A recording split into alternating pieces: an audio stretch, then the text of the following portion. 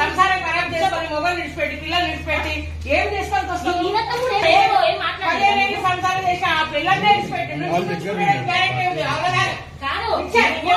చెప్పినప్పుడు ఆమె ఐలర్లు చెప్పలేదా నువ్వు పెళ్లి ముఖ్యమా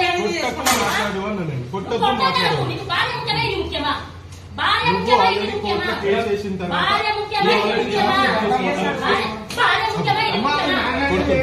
ముఖ్యమా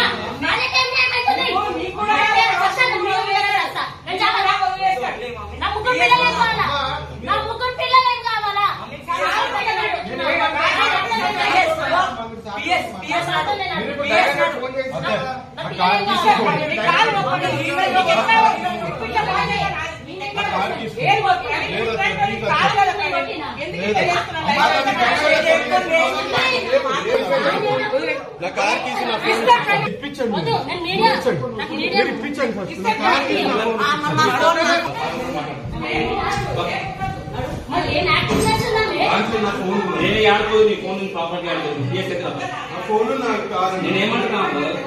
మమ్మల్ని ఇంటికి ఐఫోన్ డబ్బదేమన్నా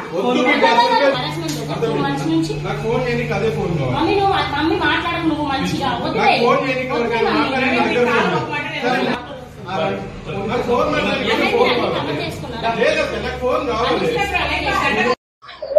కే ప్రవీణ్ కుమార్ నా హస్బెండ్. మాకు 15 years బ్యాక్ మ్యారేజ్ అయ్యింది. మేము ఆఫీస్ రన్ చేస్తాం అన్నమాట, బిజినెస్ లైసెన్స్ ఇస్తాము.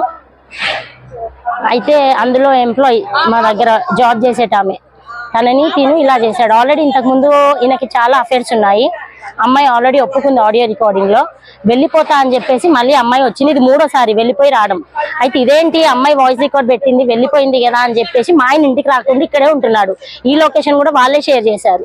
ఇక్కడికి రండి కూర్చొని సెటిల్మెంట్ చేసుకుందామని వాళ్ళే మెసేజ్లు పెట్టారు, వాళ్ళే లొకేషన్ షేర్ చేశారు. అట్లా నేను వచ్చాను, నాకు తెలియదు వీళ్ళు ఇక్కడ ఉంటున్నారని. వచ్చాక కొట్టడం స్టార్ట్ చేశాడు. ఆల్రెడీ పోలీస్ స్టేషన్ లో CCS లో మాట్లాడాము.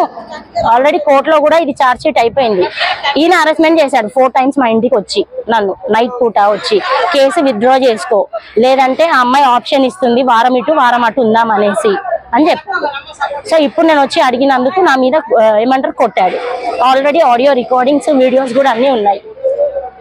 నేను అడగనీకి వస్తే కూర్చొని మాట్లాడదాం అసలు ఏంటి నీ సమస్య అంటే నా హస్బెండ్ నాకు కావాలి అనేసి నేను చేశాను. ఇప్పుడు 3 పిల్లలు ఉన్నారు, ఏం సెటిల్మెంట్ చేయకుండా వెళ్ళిపోయాడు. పైనుంచి నా మీద అలిగేషన్స్ బ్లేమింగ్ వేయడం అన్నమాట.